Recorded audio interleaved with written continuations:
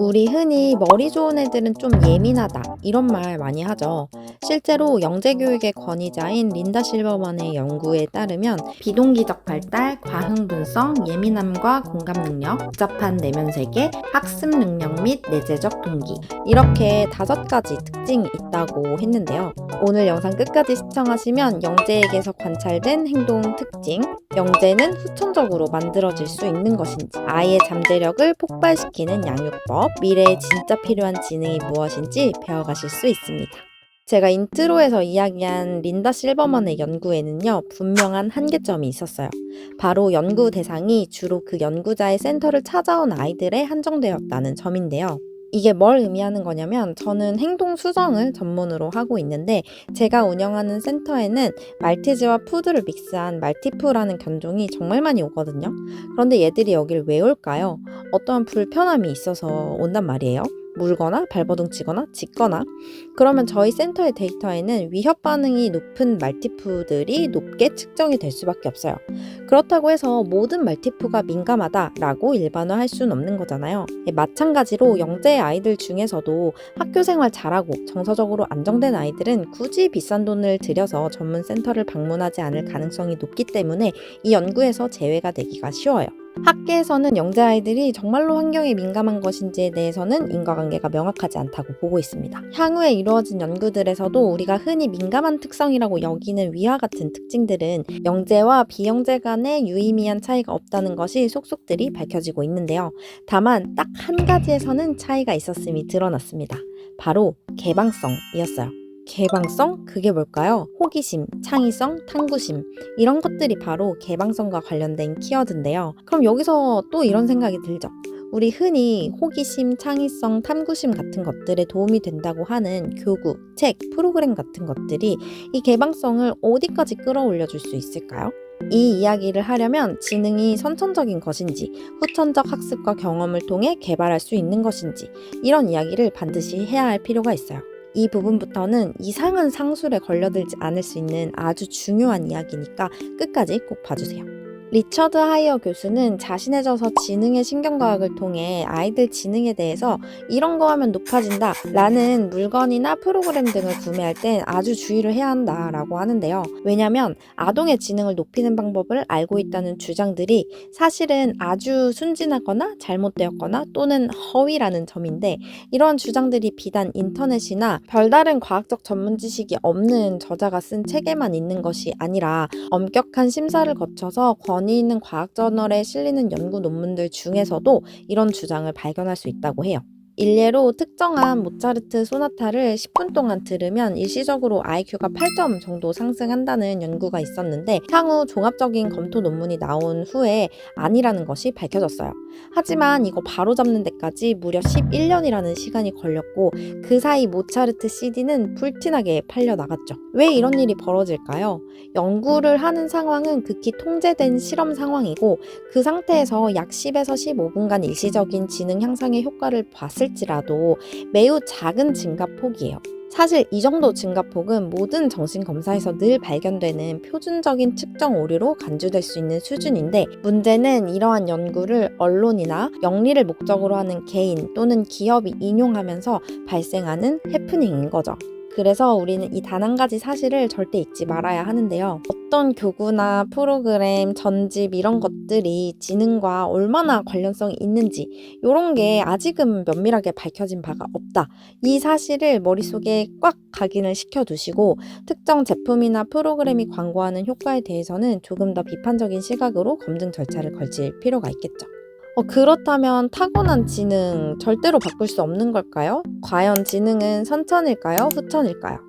제가 요즘에 대학원에서 인간의 지능과 IQ 검사 도구에 대한 공부를 하게 되면서 IQ 검사를 할 때 타고나는 추론 능력을 평가하는 소검사가 있고, 후천적 학습에 의해서 만들어지는 지능을 평가하는 소검사가 있다는 걸 알게 됐어요. 그렇다라는 건 후천적 노력이 전혀 필요하지 않다라기보다는 타고나는 부분이 어느 정도 있기 때문에 고유의 잠재력을 벗어나는 수준으로는 발달하기가 어렵다라고 이해해 볼 수 있었는데요.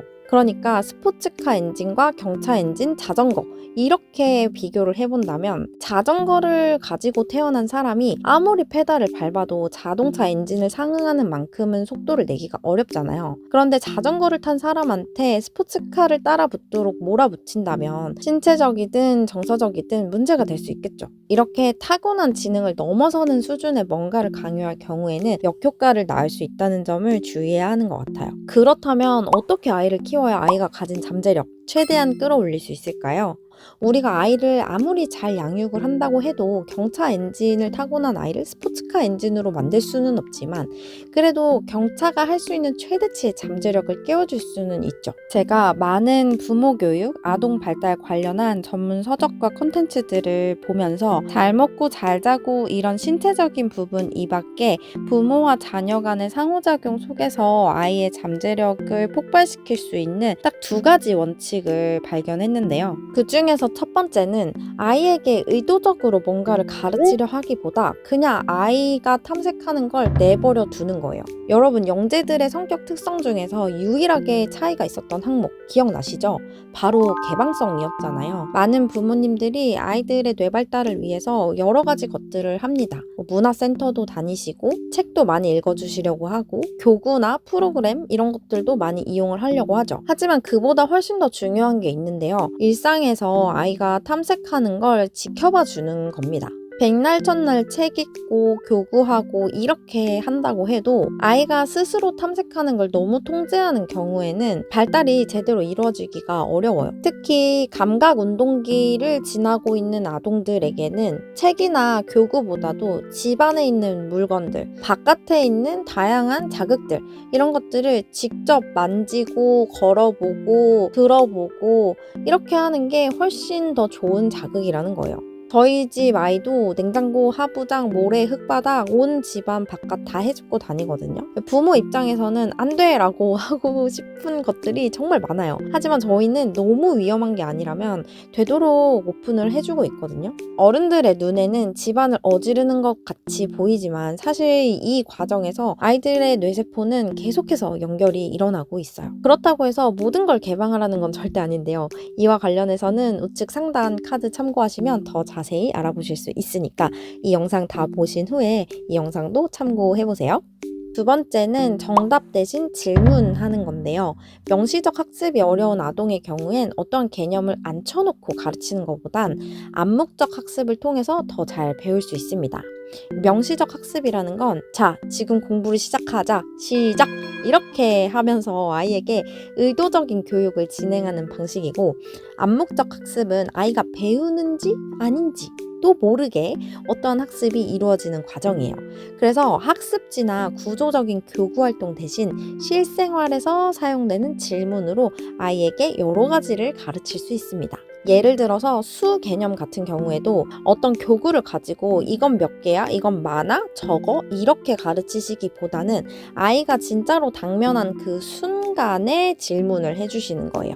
치즈를 먹고 싶어하는 아이에게 치즈 1개 먹을 거야? 2개 먹을 거야? 로션을 바르려고 하는 순간에 로션 조금 바를까? 많이 바를까? 이렇게 하면서 배우는 게 아이들에게는 훨씬 더 효과적인 방식입니다.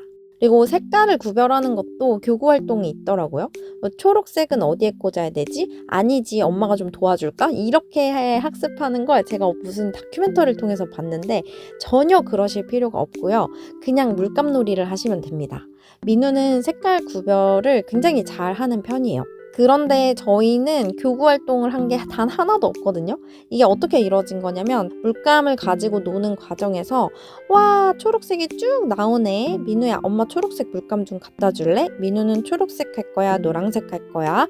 이렇게 반응과 질문을 반복하면서 아이가 자연스럽게 색 개념도 익힐 수 있었습니다. 아이가 질문을 받게 되면 머리를 막 쓰는 게 보이거든요. 이때 진짜 뇌가 풀 가동을 하고 있는 거라고 생각을 해주시면 됩니다. 그리고 질문을 던지고 나서 그 다음도 중요한데요. 아이가 충분히 생각할 수 있도록 최소 5에서 10초 정도는 기다려주시는 인내심이 필요하고요. 아이의 답변을 교정하려 하시면 안 됩니다. 아이가 초록색을 보고 파랑색이라고 말을 하더라도 아, 민우는 초록색 하고 싶구나 라고 교정을 하는 게 아니라 그냥 바른 말을 되돌려 주시면 되는 거예요. 정말 주의하셔야 될 점이 있는데 아이에게 계속해서 정답을 맞추기를 요구하는 질문을 하시면 절대로 안 돼요. 이건 뭐야? 이건 초록색이야? 파랑색이야? 이런 식으로 끊임없이 아이에게 뭔가를 가르치려는 의도를 내포하고 있는 질문을 하시는 게 절대로 아닙니다. 아이와 자연스럽게 대화를 하는 과정에서 그냥 무의식적으로 아, 그래, 엄마는 초록색 할래. 민우는 무슨 색 하고 싶어? 이렇게 이어가는 대화가 필요하다는 거예요. 절대 오해하시면 안 됩니다. 자, 그리고 이번 편에서 가장 핵심이 될 이야기인데 여기 진짜 중요한 이야기니까 끝까지 봐주시면 좋을 것 같아요. 이제 지능을 재정의해야 할 시대가 도래한 것 같습니다. 제가 요즘에 재밌게 읽고 있는 책 중에 초연결 지능이란 책이 있는데요. 이 책의 저자는 지능을 편협하게 이해하면 그 함정에 빠지기가 아주 쉽다고 해요. 이 저자는 집단 지능과 인지적 다양성에 주목을 하고 있는데요. 여태까지 너무 지능이 높다라고 평가하는 것을 수학 능력이 좋은 사람으로 일관해 왔다는 거예요. 그런데 전 과목 A를 받은 학생이 분석력과 기억력은 탁월하겠지만 정서지능은 어떨까요? 많은 지식들 속에서 정답만 찾아내는 게 아니라 통찰과 지혜를 얻을 수 있을까요? 유쾌한 유머로 사람들을 웃게 할 수 있을까요? 영민하고 잘 적응하고 빨리 배우고 호기심이 많을까요? 사회성이 좋을까요? 잘 공감하고 소통할 수 있을까요? 즉, 우리 사회는 IQ 검사와 시험 외에도 대화의 질이나 삶의 선택을 통해서 어떤 사람의 지능을 판단할 수 있어야 한다고 저자는 지능의 다양성에 주목을 하고 있어요. 그런데 이거 생각해보면 너무나 당연한 게 한 사람이 아무리 천재적인 지능을 가졌다고 하더라도 이 모든 걸 다 잘해낼 수는 없는 거잖아요. 그렇기 때문에 이 집단 지능을 발휘하기 위해서는 다양한 사람들과 상호작용하고 협력하는 이 지능이 정말로 중요한 건데요. 자신의 잠재력을 충분히 발휘하면서 삶을 풍요롭게 살아가기 위해서 학령기 전 아동들은 정서적 상호작용을 통해 타인의 감정을 느끼는 수준에서 나아가 인지적으로 상대의 입장을 이해하고 배려하는 인지적 공감 능력을 함께 갖추어야 한다고 해요. 이후부터는 아동기에 쌓은 인지적 공감 능력을 토대로 타인의 고통을 이해하고 이걸 해결하기 위한 방안을 창의적으로 모색하는 교육이 이루어져야 하는데요. 이건 무슨 말이냐면 수학 개념 한 가지를 배우더라도 이 개념이 현 사회에서 일어나는 문제들 중에서 다른 사람의 고통을 해결할 수 있는데 어떤 도움을 줄 수 있을지 스스로 생각해보고 그 방안을 마련해보고 또 적용해보는 방식의 교육이 필요하다는 거죠. 아이의 지능은 인지적 측면에서만 평가하고 개발해야 할 개념이 아니라 집단 안에서 자신이 가진 고유의 빛을 충분히 발휘할 수 있는 그 능력을 개발할 수 있도록 양육하는 것에 주목을 해야 할 것 같습니다. 여러분들의 아이들은 뭘 잘하나요? 우리 아이가 가지고 있는 고유한 빛깔 댓글로 자랑도 많이 해주세요. 그럼 다음 영상에서 뵐게요. 안녕!